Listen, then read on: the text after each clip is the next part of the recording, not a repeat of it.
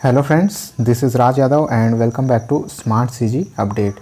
तो फ्रेंड्स, इस वीडियो में हम लोग इस बात पर डिस्कस करने वाले हैं कि जो डीएलएड और बीएड वालों के जो काउंसलिंग होने वाले हैं उसमें काउंसलिंग के लिए आपको कौन कौन से डॉक्यूमेंट्स की ज़रूरत पड़ेगी, किन किन जो है दस्तावेज़ों की आवश्यकता पड़ेगी, इस पर हम लोग एक शॉर्ट डिस्कशन करने वाले हैं। तो ये वीडियो आज का बहुत ही इंपॉर्टेंट होने वाला है। इस वीडियो को जो है लास्ट तक आप लोग ज़रूर देखिएगा। तो चलिए अपने दोस्तों वीडियो को स्टार्ट करते हैं। स्टार्ट करने से पहले अगर आप लोग चैनल पर नए हैं तो प्लीज़ चैनल को जल्दी से सब्सक्राइब कर लें, क्योंकि आपके काउंसलिंग से रिलेटेड सारे अपडेट आपको इस चैनल पर सबसे पहले मिलते रहेंगे।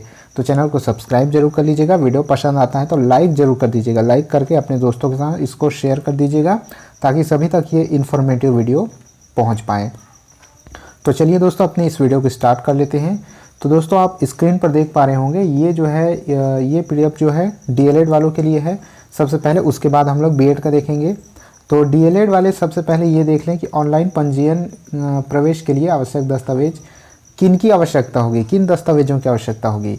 तो यहाँ पर आप देख पा रहे होंगे अर्हकारी परीक्षा, यानी जिसके बेस पर, जिस एग्ज़ाम के बेस पर आप लोग डीएलएड में एडमिशन ले रहे हैं, यानी कि हायर सेकेंडरी सर्टिफिकेट, तो उसकी परीक्षा की अंक सूची सबसे ज़रूरी है, वो आपके चाहिए। ठीक है। उसके बाद दोस्तों सेकंड नंबर पर आ जाते हैं जन्म तिथि हेतु 10वीं या 12वीं की अंक सूची सक्षम अधिकृत प्राधिकारी या संस्था से प्रदान किया गया जन्म प्रमाण पत्र। ठीक है।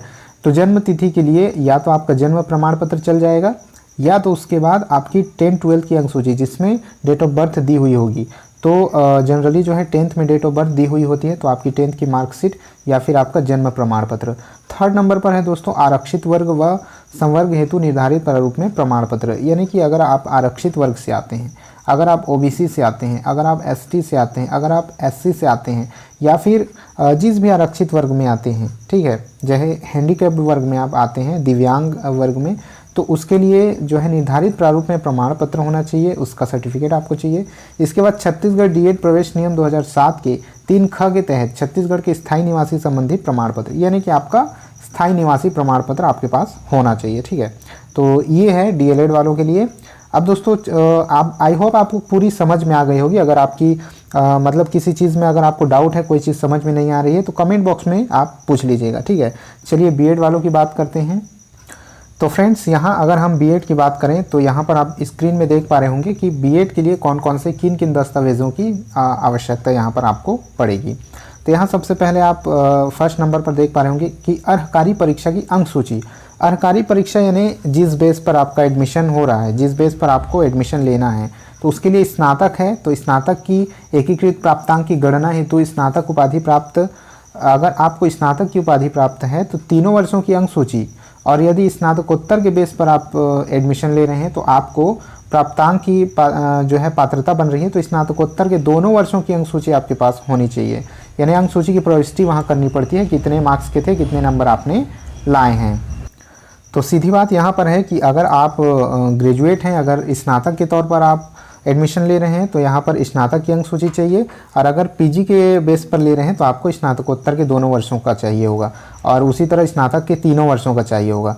अब आ जाते हैं सेकंड नंबर पर जन्म तिथि। जन्म तिथि के लिए दोस्तों 10वीं या 12वीं की अंक सूची या सक्षम प्राधिकारी संस्था से प्रदान किया गया जन्म प्रमाण पत्र में उल्लिखित जन्म तिथि की प्रविष्टि करनी है। यानी कि आपके पास अगर जन्म प्रमाण पत्र है तो उससे काम चल जाएगा, और नहीं है तो 10-12 में जिसमें डेट ऑफ बर्थ अंकित रहता है उससे आपका काम चल जाएगा। तो बीएड पाठ्यक्रम के लिए अभ्यर्थी को 31 दिसंबर 2020, चूँकि ये 2020 का डॉक्यूमेंट्स है इस वजह से 2020 है, यहाँ 21 लिखा होगा अभी के में। ठीक है। तो इस वजह से 31 दिसंबर 2021 की स्थिति में न्यूनतम 20 वर्ष का होना चाहिए। तो आपका जो है 31 दिसंबर 2021 की स्थिति में न्यूनतम 20 ईयर आपका होना चाहिए। इसके बाद आ जाते हैं आरक्षित वर्ग व संवर्ग हेतु निर्धारित प्रारूप में सक्षम अधिकारी से जारी किया हुआ प्रमाण पत्र। अगर आप आरक्षित वर्ग में आते हैं, अगर आपको छूट मिलती है तो उसके लिए आपको प्रमाण पत्र चाहिए, जैसे कि ओबीसी के हैं, ठीक है, एसटी एससी जिस भी कैटेगरी के आते हैं आपका कैटेगरी सर्टिफिकेट चाहिए। उसके बाद दोस्तों छत्तीसगढ़ शासन बीएड प्रवेश नियम 2006 के 3ख के तहत छत्तीसगढ़ के स्थायी निवासी संबंधी प्रमाण पत्र, यानी कि आपको आपका डोमिसाइल सर्टिफिकेट आपका चाहिए, स्थायी निवासी प्रमाण पत्र, निवास प्रमाण पत्र चाहिए। इसके अभाव में अभ्यर्थी को अखिल भारतीय कोटे के लिए आवंटित प्रक्रिया में भाग लेना होगा।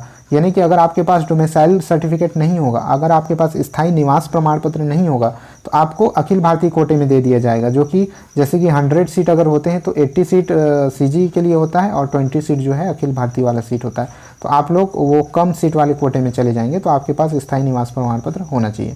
तो आई होप आपको पूरी जानकारी यहाँ से समझ में आ गई होगी। अगर अभी कोई डाउट है तो नीचे कमेंट बॉक्स में कमेंट करके जरूर पूछ लीजिएगा। इस वीडियो में इतना ही था दोस्तों, लाइक शेयर कर दीजिए। आप लोग लाइक करना भूल जाते हैं, लाइक जरूर कर दीजिएगा। इस वीडियो में इतना ही था, मिलते हैं नेक्स्ट वीडियो में, तब तक के लिए जय हिंद।